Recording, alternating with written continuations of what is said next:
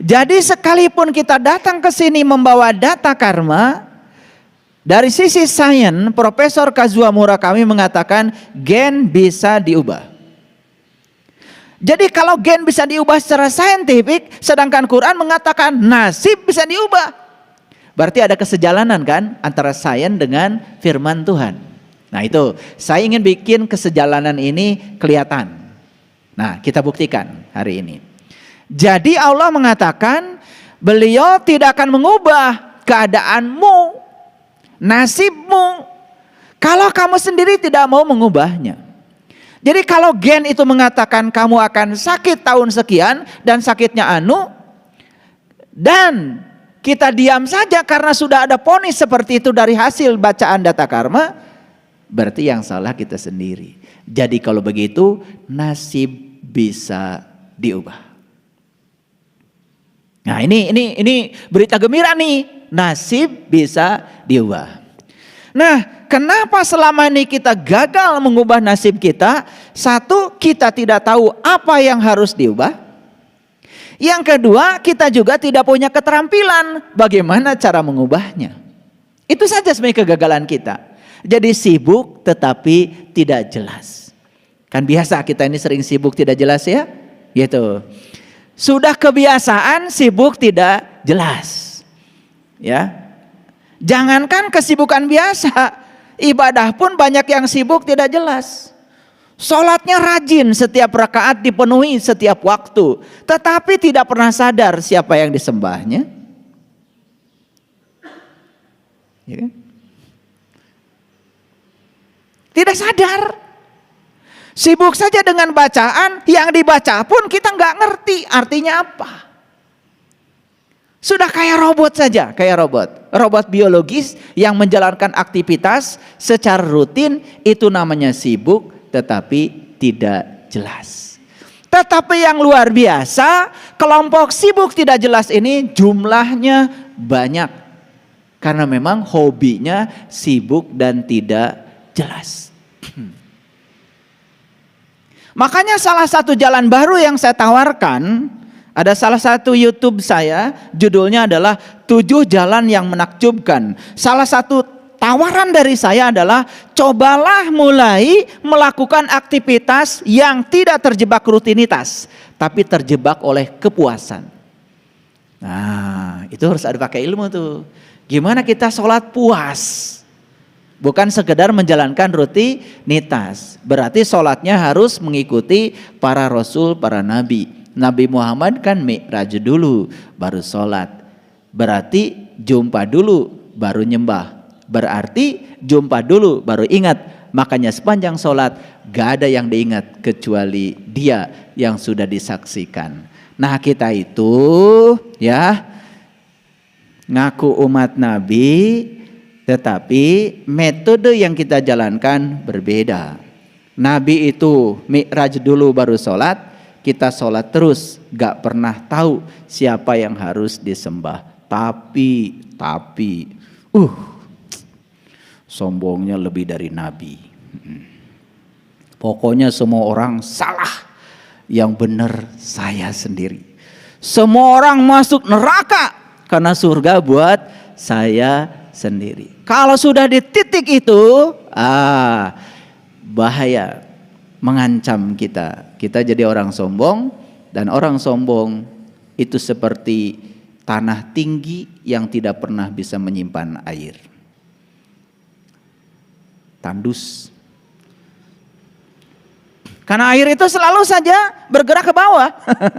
Makanya orang yang rendah hati selalu bisa menampung air.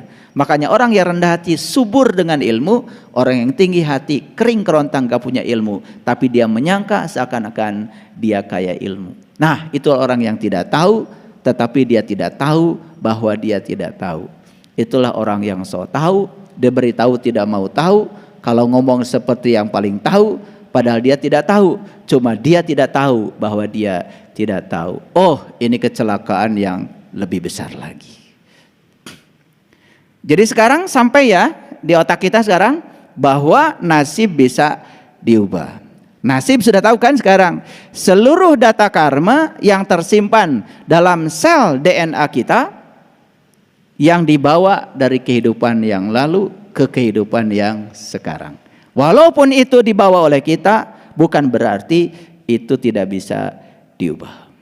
Semuanya bisa diubah. Clear dulu sampai sini. Oke. Nah, itu sebabnya di Quran itu ada syarat.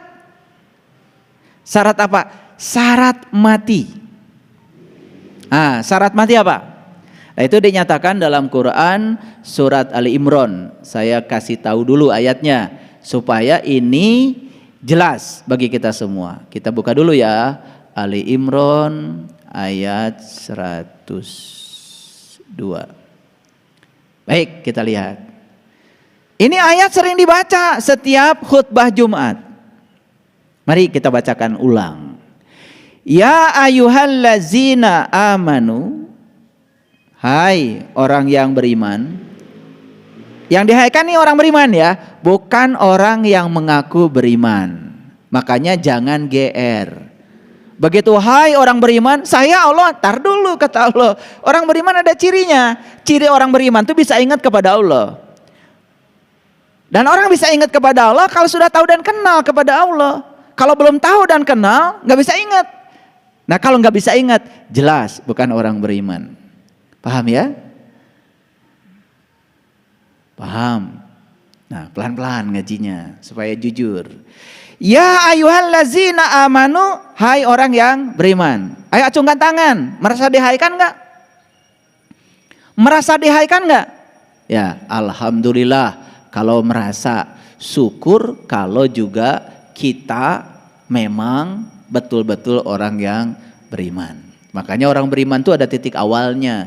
Nabi Musa baru mengatakan saya beriman tepat ketika Allah sudah bertajalli di puncak kesadarannya.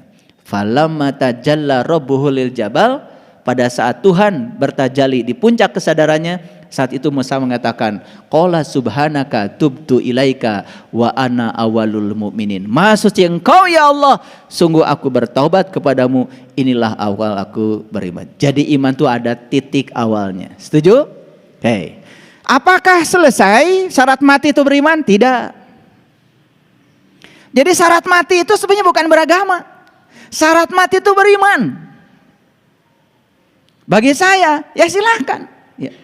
Keyakinan Anda mau apapun bagi saya nggak penting. Yang penting iman. Gimana sih ngukur iman yang paling gampang? Sederhana. Pernah dengar kan? Ada sungai di Swiss. Saking viralnya berita tentang itu, dan kita melihat sungai itu sampai dipakai untuk berenang dan bersihnya kayak apa? Gitu? Nah, kan kita juga punya sungai. Di Bandung ada sungai, di Jakarta ada sungai, di Jambi ada sungai, di Palembang ada sungai, di Samarinda ada sungai, di mana yang nggak ada sungai? Semua punya sungai. Alhamdulillah, sungai kita semuanya kotor. Bedanya kan begitu. Nah, di dalam hadis dikatakan sesungguhnya kebersihan sebagian daripada iman. Mohon maaf, bagi saya siapapun yang bisa menjaga kebersihan, ya iman. Dia tinggal di pinggir sungai dan sungainya bersih. Berarti yang tinggal di pinggir sungai itu iman. Bagi saya apapun keyakinannya gak penting. Yang penting sungai bersih. Berarti iman.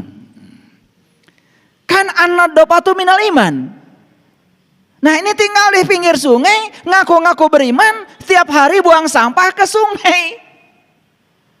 Gak iman. Jadi kalau ingin melihat orang itu beriman atau tidak, lihat saja bersih apa tidak. Cari rezekinya ternyata kotor, berarti rezekinya kotor, gak iman. Gak usah ditanya tahajudnya berapa rakaat, gak penting. Orang beriman itu kalau dia jalan ada ranting saja, dia singkirkan untuk keselamatan orang lain. Ini bukan ranting. Bikin panggung di tengah jalan, parkir mobil seenaknya untuk kepentingan dirinya, jelas gak iman. Walaupun bikin panggung, gak tahu panggung buat apa, pokoknya panggung lah. Ranting saja harus disingkirkan, kan itu bahaya bagi orang lain. Lihat saya semuanya. Apakah di Arab saat itu ada ranting? Gak ada. Karena di Arab tidak ada pohon. Tapi kenapa Nabi bicara ranting? Ranting itu bahasa kita, bahasa nabinya apa saja hambatan yang kita ciptakan untuk menghambat orang lain. Jelas kita nggak punya iman.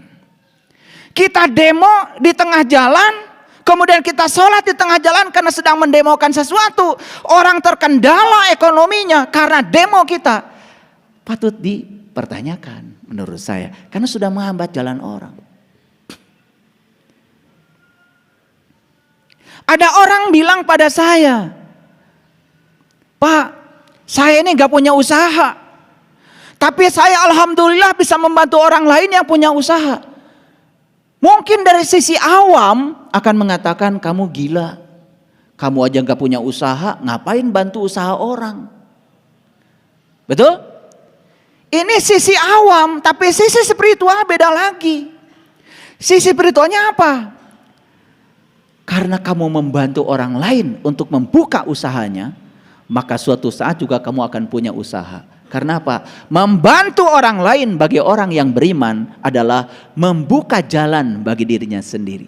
Makanya kalau Anda semuanya memberi, jangan lupa Anda tidak sedang membuka jalan orang lain, tapi Anda sedang memberi pada diri Anda sendiri. Kalau Anda memaafkan orang, Anda bukan memaafkan orang, Anda sedang membuka jalan untuk datangnya energi berkah bagi diri Anda. Jadi adakah sesuatu yang dilakukan buat orang? Gak ada. Semua buat dirimu sendiri. Jadi kalau kita memberi, bukan memberi pada orang, sebenarnya kita memberi pada diri kita sendiri. Paham sampai sini?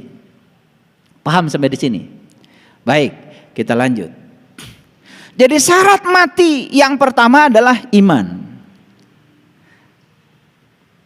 Dan orang yang beriman ini jelas orang yang peduli pada orang lain.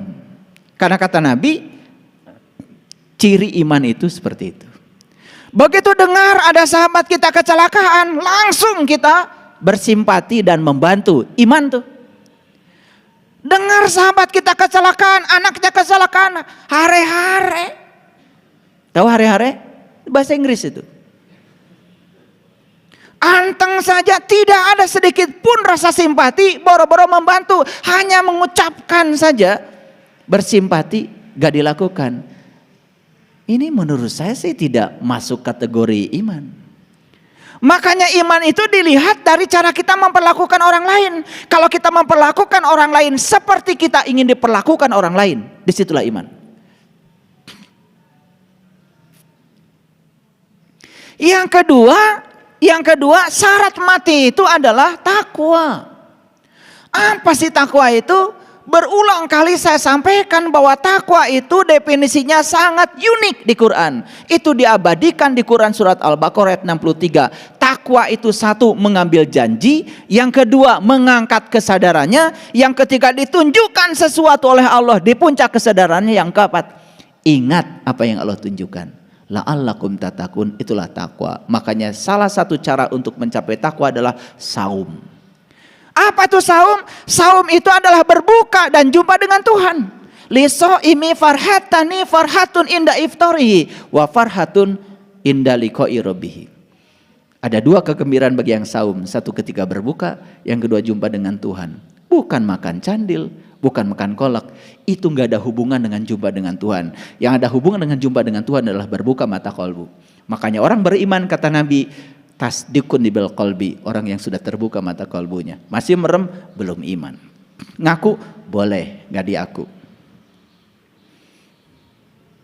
Nah yang ketiga, syarat mati kata Allah adalah la tamutunna illa wa antum muslimun. Janganlah kamu mati kecuali sudah menjadi muslim.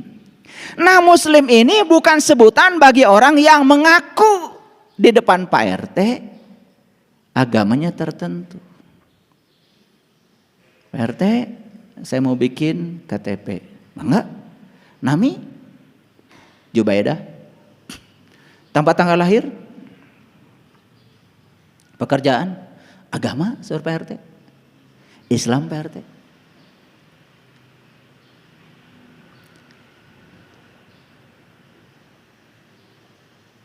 Bukankah kita ngaku beragama tertentu itu di depan Pak RT?